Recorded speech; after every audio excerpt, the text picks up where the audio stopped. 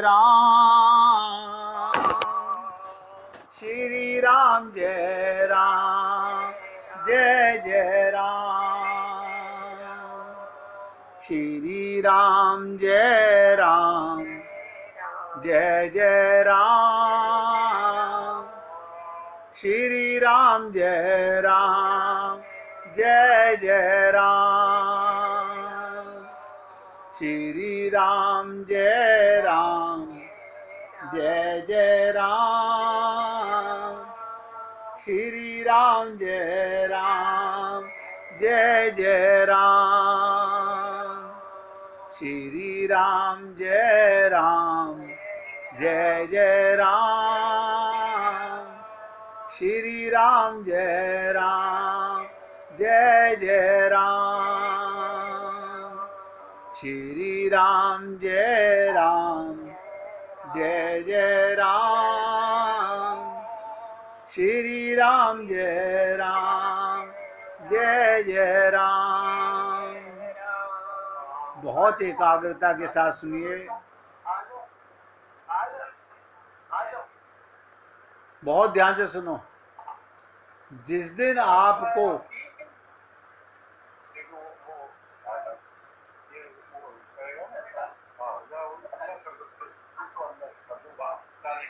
भाई अपना मोबाइल का आवाज बंद कर लीजिए। जिस दिन हम अपने में रावण को देख लेंगे, अपने में अपनी कमियों को देख लेंगे, समझ लो उस दिन आपसे बड़ा सम्मान व्यक्ति इस पृथ्वी पर कोई नहीं है। यानी खुशियों का पिटवारा लेकर के आया, सुख के समुद्र में ऐसा डूब जाओगे, ऐसा न्योता भगवान का मिलेगा, हम झूम झूम जाएंगे। आपको इतना आनंद होगा अभिमान के जाते ही। जब भी हम कथा सुनते हैं तो हमें अपने अंदर कमी देखनी चाहिए। दर्पण में स्वयं को देखना नहीं आता हमें भी। लाख बार कथा में सुनने के बाद भी सदा यही तो लगा, ये तो किसी और की बात हो रही है, हमारी नहीं है। जिस दिन हम अपने अंदर बुराई देख लेंगे, परम शांति, परम सुख, परम बेपरवाही और निश्चिंतता हमारे जीवन में आने को आतुर हो जाएगी। पर द्वार हमने स्वयं बंद कर रखा है और ताले की चाबी हमारी जेब में ही है। देखो ध्यान से सुनो, ताला लगा के चाबी आपने अपनी जेब में रखी हुई है। नहीं नहीं, ऑल राइट, हमारे में कोई कमी नहीं है, आप में होगी। तो क्या सिर्फ हम ही रावण है और बगल वाला वो रावण नहीं है? क्या पूरे जीवन अपना ही तो स्वार्थ साधा? अब सच में साधने की बारी आई है। बस अपने सुख की चिंता करो, खड़े हो जाओ सन्मुख, मारे जाओ और तुम पाओगे बहुत दिन पीड़ा में गुजारे। पल पल चिंता की, क्या क्या नहीं करना पड़ा, अब कहीं जाकर सारे झंझटों से मुक्ति मिल गई। भगवान ने कहा, सन्मुख होए जीव मोहि जब वहीं। सन्मुख माने बुराइयों सहित भगवान अपनाने को तैयार हैं, बस झूठ नहीं भगवान को बर्दाश्त होता। हम लोग अब हमसे किसी कोई गुरु पूछे अपनी 10-10 बुराइयां लिख के लाओ, हम नहीं लिख सकते। अच्छाइयां 50 लिख देंगे हम। मैं आपसे रोज निवेदन करता हूं, मानव शरीर भगवान की कृपा से मिला है। माना कि माता पिता माध्यम बने हैं, ये भी तो भगवान ही बने हुए हैं। माता भी भगवान है, पिता भी भगवान है।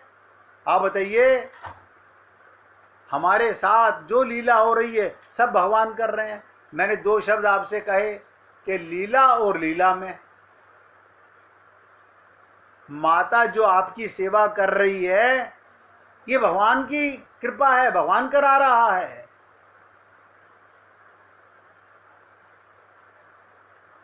मानव शरीर भगवान की कृपा से मिला है और केवल भगवान की प्राप्ति के लिए मिला है। नोट करो, केवल। बताइए, इससे ज्यादा खुल के क्या बोलूं। इसलिए सब काम छोड़कर भगवान में लग जाना चाहिए।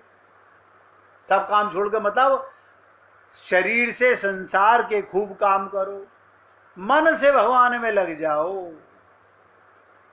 कैसे लग जाओ कि ध्यान में रखना सदा भगवान रहते साथ में। जिनकी उम्र ज्यादा हो गई उनको तो भगवान में लगना ही चाहिए, जिनकी उम्र छोटी है उनको भी सच्चे हृदय से भगवान में लगना है।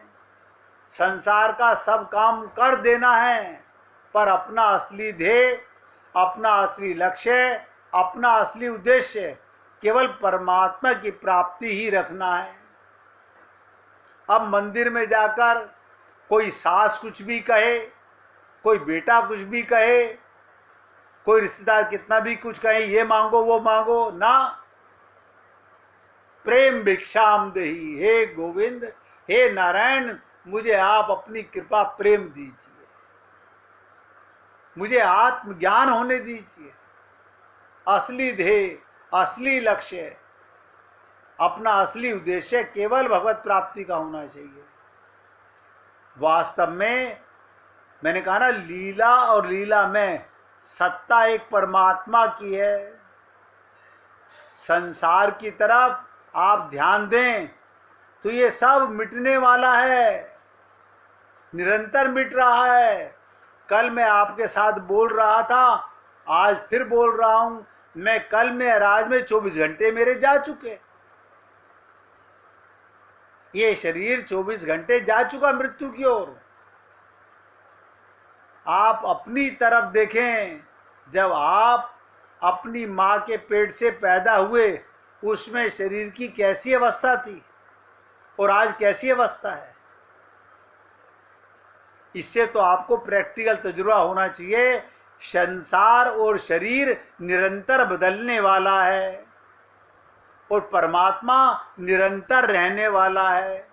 आप भी कहीं नहीं जाओगे, परमात्मा भी कहीं नहीं जाएगा। संसार रहने वाला है ही नहीं और परमात्मा बदलने वाला है ही नहीं। वे परमात्मा हमारे हैं और हम परमात्मा के हैं। इससे दृढ़ता होनी चाहिए, इसमें पक्का विश्वास होना चाहिए, संशय नहीं।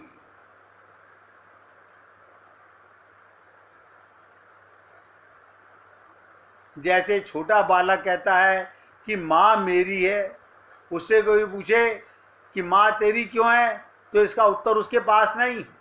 उसके मन में शंका पैदा होगी, माँ मेरी क्यों है, माँ मेरी है, बस। इसमें उसको कोई संदेह नहीं होता। इसी तरह आपको भी संदेह मत करो और ये बात दृढ़ता से मान लो कि भगवान ही मेरे हैं, भगवान के सिवाय और कोई मेरा नहीं है। ये सारा संसार भी भगवान का पसारा है। सब में भगवान को देखो तो सब आपके हो गए। भगवान के सिवाय और कोई नहीं, क्योंकि ये सब संसार माया का संसार है, माया का पसारा है। ये तीन तत्व आपसे बहुत बार बताए गए। सदा थे, सदा हैं, सदा रहेंगे। माया को कोई नहीं मिटा सका, आत्मा को कोई नहीं मिटा सका, परमात्मा को कोई नहीं मिटा सका। ये तत्व ज्ञान है। जिनके प्रति आप बहुत सावधान रहते हैं, किनके प्रति? रुपए के प्रति, जमीन के प्रति, मकान के प्रति, शरीर के प्रति। नोट करो, ये चार चीजें, पैसा, जमीन, मकान और शरीर, उनकी याद तक नहीं रहेगी। अगर याद रहने की रीति हो जाए तो बताएं, इस जन्म से पहले आप कहां थे? अनंत माँ बाप हो चुके, अनंत स्त्री पति हो चुके। आपका कौन सा घर था? जैसे पहले जन्म की याद नहीं, ऐसे ही जन्म की याद भी नहीं। भगवान यहां से जाते ही क्लीन स्लेट कर देते हैं। लेकिन हम अकारण परेशान हो रहे हैं। ये सबके अनुभव की बात है कि नहीं? सब मिले हैं बिछुड़ने के लिए, भगवान मिलता है ना बिछुड़ने के लिए। और देखो वो कभी बिछड़ा ही नहीं, हद हो गई। आप जिस भी शरीर में गए भगवान साथ गया।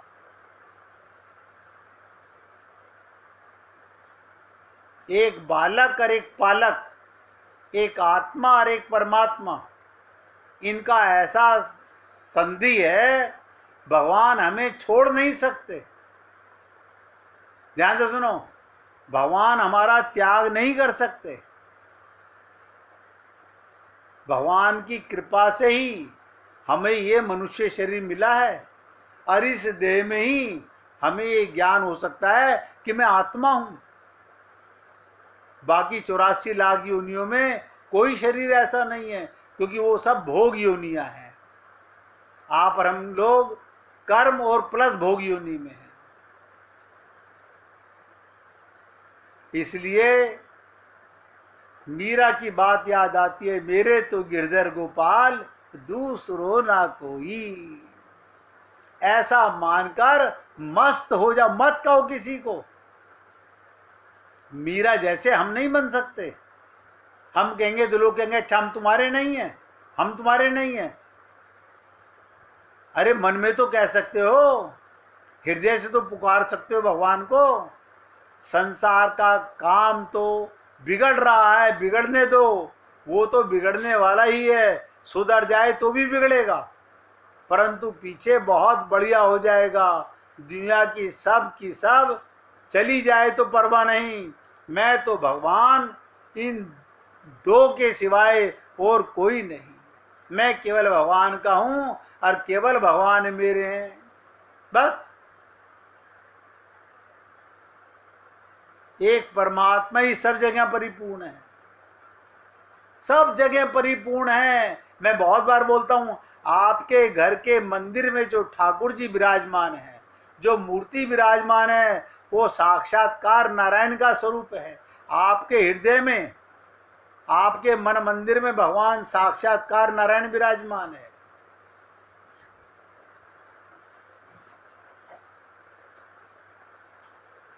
वे परमात्मा ही मेरे हैं, ऐसा मानकर मस्त हो जाओ।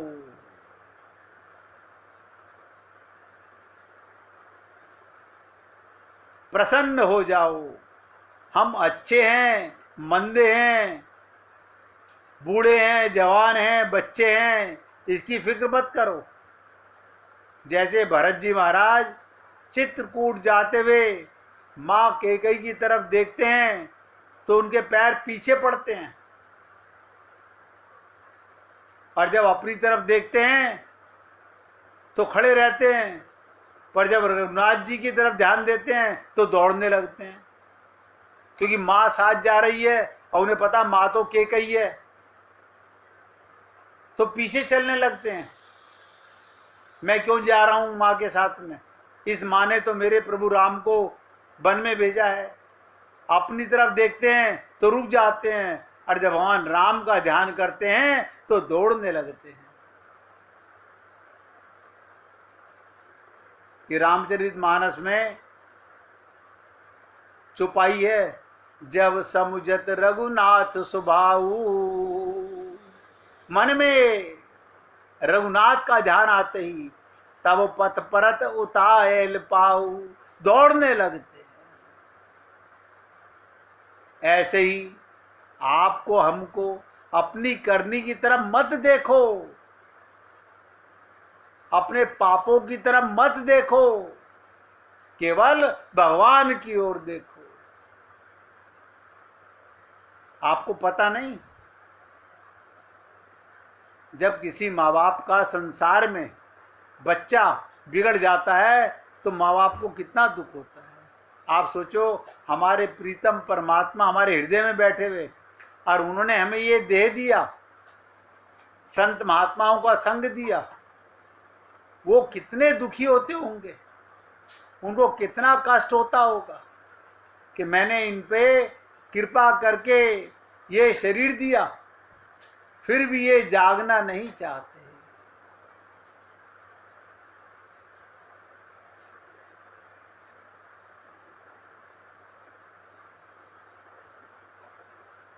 बार बार सोचो, आप संसार के लिए रो तो भी संसार राजी नहीं होगा।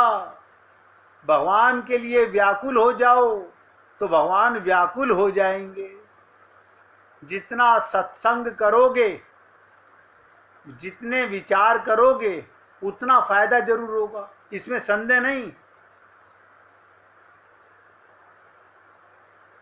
परमात्मा की प्राप्ति, मैं तो कहता हूं ये हमारा आखिरी जन्म हो, इसी जन्म में हो जाए, लेकिन कम से कम ऐसी आग तो मन में लगा लो कि अगर इस जन्म में भगवत प्राप्ति भी ना हो पाए तो अगले जन्म में फिर हमको मनुष्य शरीर मिले, किसी संत महात्मा का सत्संग मिले, लेकिन लगन भगवान की लगे, केवल परमात्मा प्राप्ति की जोरदार इच्छा हो जाए तो भगवान को आना ही पड़ेगा, आना ही पड़ेगा।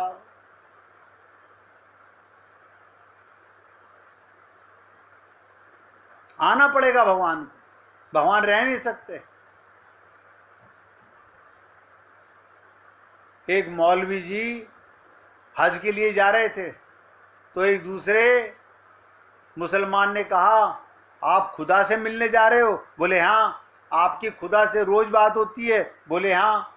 बोले तो मेरे लिए खुदा से पूछना कि मैं उनकी नमाज अदा करता हूं, वो सुनते हैं कि नहीं सुनते हैं? बोले ठीक है, पूछ लेंगे।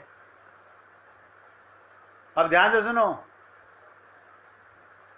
कुछ दिनों के बाद में वो हज यात्रा से वापस आए।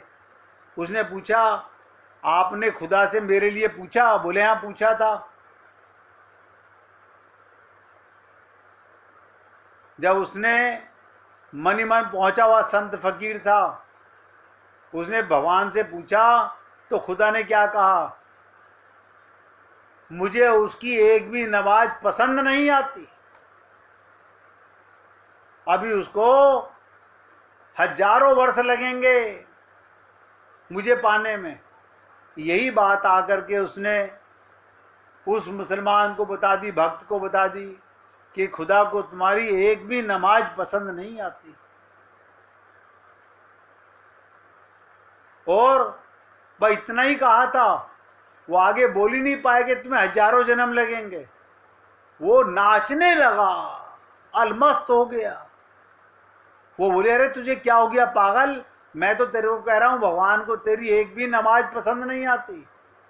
बोले, मैं तो ये देख के खुश हो रहा हूं कि खुदा मेरी नमाज, मेरी प्रार्थना इतने ध्यान से सुनते हैं। बस तुरंत भगवान प्रकट हो गए। जो गए थे खुदा के पास में इंतजार करने, बोले प्रभु आप तो झूठ बोलते हो, आपने जो कहा था इसे हजारों वर्ष। बोले मुझे क्या पता था इसको आग एक ही पल में लग जाएगी। मैं आपसे कहता हूं ना, आपके अंदर परमात्मा 24 घंटे आपके विचारों को देखते हैं, आपको और हमें पता नहीं चलता। आपका एक एक पल भगवान से छुपा हुआ नहीं है, आपको पता नहीं चलता। आपके मन में विचार आते हैं और भगवान नोट कर लेते हैं। इसलिए बहुत ध्यान से सुनिएगा, हम संसार के लिए रोएं तो संसार राजी नहीं होगा। अगर भगवान के लिए व्याकुल हो जाएं तो भगवान भी व्याकुल हो जाएंगे। जितना सत्संग, जितना विचार करोगे उतना फायदा जरूर होगा, इसमें संदेह मत करना। परंतु परमात्मा की प्राप्ति कभी भी हो सकती है, किसी जन्म में हो सकती है। बात तुम्हारे मन में इच्छा, किसी की ताकत नहीं भगवान से मिलने को रोक दे। भगवान कहते हैं जो मेरा भजन करते हैं मैं उनका वैसा ही भजन करता हूं। गीता के 4थे अध्याय का 11वां श्लोक। ये यथा माम प्रपद्यन्ते तास तथैव भजाम्यहम्। जो मेरे बिना रो पड़ता है उसके बिना मैं भी रो पड़ता हूं। बताओ, परमात्मा दुर्लभ नहीं है, उनकी प्राप्ति की इच्छा वाला आदमी बहुत दुर्लभ है। अभी हमें वो चटपटी लगी नहीं है। परमात्मा के मिलने में देरी नहीं, देरी वास्तव में हमारी चाहना में है। परमात्मा दूर थोड़े ही हैं। परमात्मा जितने सस्ते हैं उतनी सस्ती कोई चीज संसार में नहीं। क्यों? कुछ भी लेने के लिए बाजार जाना पड़ेगा। परमात्मा तो तुम्हारे हृदय में बैठे हुए हैं। तुमने पुकारा और भगवान तुरंत प्रकट हो जाएंगे। उनकी प्राप्ति तत्काल हो सकती है। दिन की बात तो दूर रही, परमात्मा सबके हृदय में विराजमान है। सर्वस्य चाहम हृष्टि सन्निविष्टम, गीता के 15वें अध्याय के 15वें श्लोक में कहा गया। जो हृदय में बैठा है उसके मिलने में देरी कैसी, चाह की देरी है। अतः वास्तव में परमात्मा की प्राप्ति की इच्छा दुर्लभ है। परमात्मा को पाना दुर्लभ नहीं है, उनकी इच्छा की चटपटी लग जाए। इसलिए पुण्य आत्माओं, आगे की चर्चा कल करूंगा। आज अपने शब्दों को यहाँ विराम दे रहा हूं। आप अपने अंदर झांक के देखो कि हमारे को भगवान के पाने की चटपटी कैसी लगी हुई है। अगर लगी हुई है तो हृदय से गाइएगा, मेरे गिरधर गोपाला मैं तेरी तू मेरा। मेरे गिरधर गोपाला मैं तेरी तू मेरा। मेरे गिरधर गोपाला मैं तेरी तू मेरा। मैं तेरी तू मेरा। मैं तेरी तू मेरा। मेरे गिरधर गोपाला मैं तेरी तू मेरा। मेरे गिरधर गोपाला मैं तेरी तू मेरा। मैं तेरी तू मेरा। मैं तेरी तू मेरा। बोलिए वृंदावन बिहारी लाल की जय। जय जय श्री राधे। जय जय श्री राधे। बोलिए लाल जी का मंगल हो, सभी भक्तों का मंगल हो। सबको राधे राधे भैया, सबको राधे राधे भाई।